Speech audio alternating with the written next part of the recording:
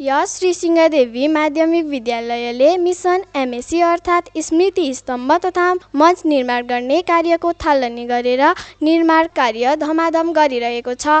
हालसम्म यस कार्यका लागि लालीगुराँस नगरपालिका, पूर्व शिक्षक, पूर्व विद्यार्थी, राजनीतिकर्मी, बुद्धिजीवी, समाजसेवी, शिक्षक, विद्यार्थी, विभिन्न सङ्घ संस्थाका कर्मचारी, अभिभावक आदिले सहयोग गर्नुभएकोमा हार्दिक धन्यवाद व्यक्त गर्दछौँ। शिलालेखमा सहयोगदाताहरूको नामावली लेख्ने कार्य भइरहेको हुँदा सबैमा यही मङ्सिर मसान्तभित्र सहयोग गरी आफ्नो स्थान सुरक्षित गर्नुहुन अनुरोध छ।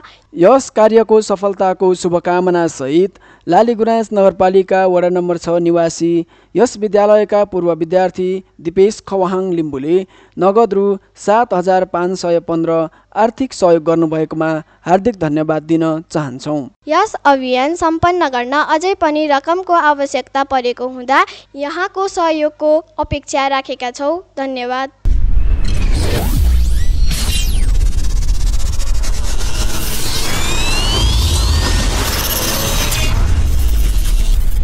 मिसन एमएससी मञ्च तथा स्तम्भ निर्माण।